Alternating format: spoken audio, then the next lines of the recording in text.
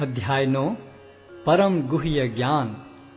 श्री भगवान ने कहा, हे अर्जुन, चूंकि तुम मुझसे कभी ईर्ष्या नहीं करते, इसलिए मैं तुम्हें यह परम गुह्य ज्ञान तथा अनुभूति बतलाऊंगा, जिसे जानकर तुम संसार के सारे क्लेशों से मुक्त हो जाओगे। यह ज्ञान सब विद्याओं का राजा है, जो समस्त रहस्यों में सर्वाधिक गोपनीय है।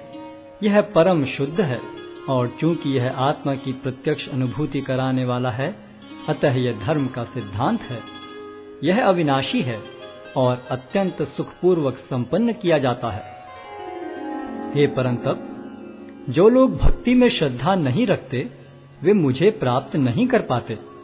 अतः वे इस भौतिक जगत में जन्म मृत्यु के मार्ग पर वापस आते रहते हैं।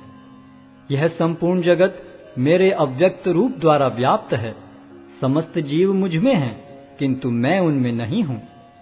तथापि मेरे द्वारा उत्पन्न सारी वस्तुएं मुझ में स्थित नहीं रहती। जरा मेरे योग ऐश्वर्य को देखो।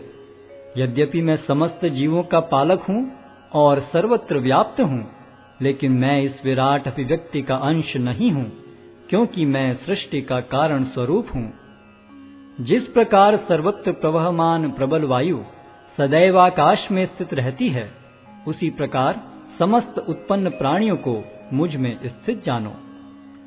हे कुंती पुत्र, कल्पकांत होने पर सारे प्राणी मेरी प्रकृति में प्रवेश करते हैं, और अन्य कल्प के आरंभ होने पर मैं उन्हें अपनी शक्ति से पुनः उत्पन्न करता हूँ। संपूर्ण विराट जगत मेरे अधीन है। यह मेरी इच्छा से बारंबार स्वतः प्रकट होता रहता है और मेरी ही इच्छा से अंत में विनष्ट होता है।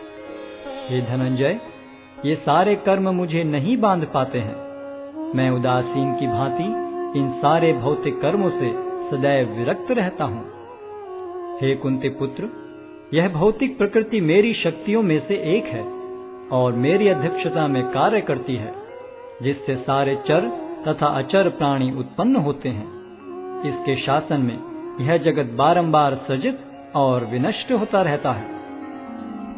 जब मैं मनुष्य रूप में अवतरित होता हूँ, तो मूर्ख मेरा उपहास करते हैं। वे मुझ परमेश्वर के दिव्य स्वभाव को नहीं जानते। जो लोग इस प्रकार मोहग्रस्त होते हैं, वे आसुरी तथा नास्तिक विचारों के प्रति आकृष्ट रहते हैं। इस मोहग्रस्त अवस्था में उनकी मुक्ति आशा, उनके सकाम कर्म तथा ज्ञान का अनुशीलन सभी निष्फल हो जाते हैं। हे पार्थ, मोहमुक्त महात्मा जन दैवी प्रकृति के संरक्षण में रहते हैं। वे पूर्णतः भक्ति में निमग्न रहते हैं, क्योंकि वे मुझे आदि तथा अविनाशी भगवान के रूप में जानते हैं। ये महात्मा मेरी महिमा का नित्य कीर्तन करते हुए, दृढ़ संकल्प के साथ प्रयास करते हुए, मुझे नमस्कार करते हुए भक्ति भाव से निरंतर मेरी पूजा करते हैं। अन्य लोग जो ज्ञान के अनुशीलन द्वारा यज्ञ में लगे रहते हैं, वे भगवान की पूजा उनके अद्वय रूप में, विविध रूपों में तथा विश्व रूप में करते हैं।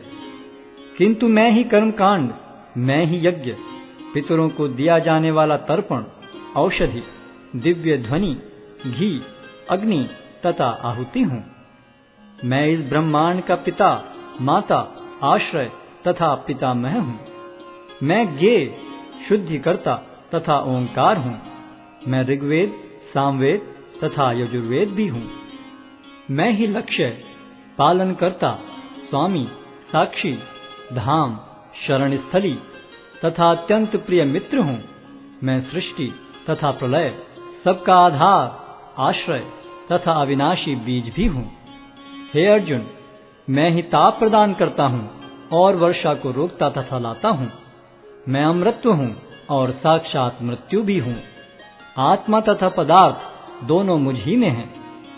जो वेदों का अध्ययन करते तथा सोमरस का पान करते हैं, वे स्वर्ग प्राप्ति की गवेषणा करते हुए अप्रत्यक्ष रूप से मेरी पूजा करते हैं।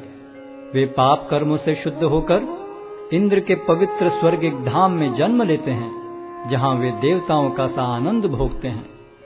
इस प्रकार जब वे विस्तृत स्वर्गिक इंद्रिय सुख को भोग लेते हैं और उनके पुण्य कर्मों के फल क्षीण हो जाते हैं, तो वे इस मृत्यु लोक में पुनः लौट आते हैं।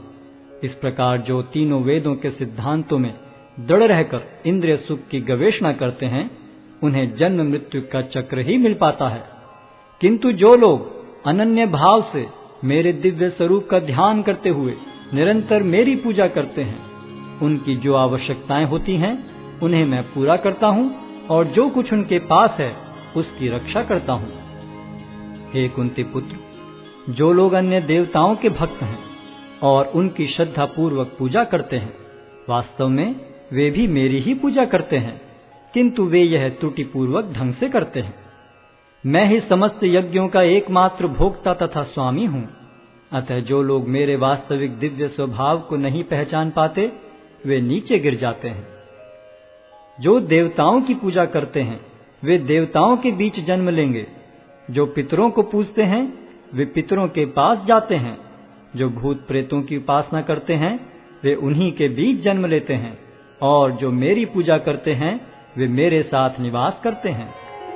यदि कोई प्रेम तथा भक्ति के साथ मुझे पत्र, पुष्प, फल या जल प्रदान करता है तो मैं उसे स्वीकार करता हूँ। हे कुंती पुत्र, तुम जो कुछ करते हो, जो कुछ खाते हो, जो कुछ अर्पित करते हो या दान देते हो और जो भी तपस्या करते हो, उसे मुझे अर्पित करते हुए करो। इस तरह तुम कर्म के बंधन तथा इसके शुभाशुभ फलों से मुक्त हो सकोगे। इस संन्यास योग में अपने चित्त को स्थिर करके तुम मुक्त होकर मेरे पास आ सकोगे। मैं न तो किसी से द्वेष करता हूँ, न ही किसी के साथ पक्षपात करता हूँ। मैं सबों के लिए समभाव हूँ, किंतु जो भी भक्ति पूर्वक मेरी सेवा करता है वह मेरा मित्र है, मुझ में स्थित रहता है और मैं भी उसका मित्र हूँ। यदि कोई जघन्य से जघन्य कर्म करता है, किंतु यदि वह भक्ति में रत रहता है तो उसे साधु मानना चाहिए, क्योंकि वह अपने संकल्प में अडिग रहता है। वह तुरंत धर्मात्मा बन जाता है और स्थायी शांति को प्राप्त होता है। हे कुंती पुत्र, निडर होकर घोषणा कर दो कि मेरे भक्त का कभी विनाश नहीं होता है।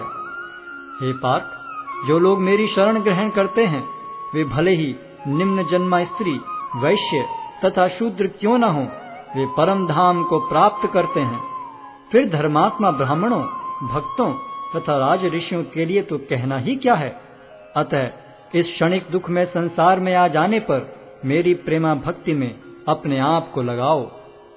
अपने मन को मेरे नित्य चिंतन में लगाओ। मेरे भक्त बनो, मुझे नमस्कार करो और मेरी ही पूजा करो। इस प्रकार मुझ में पूर्णतया तल्लीन होने पर तुम निश्चित रूप से मुझको प्राप्त होगे।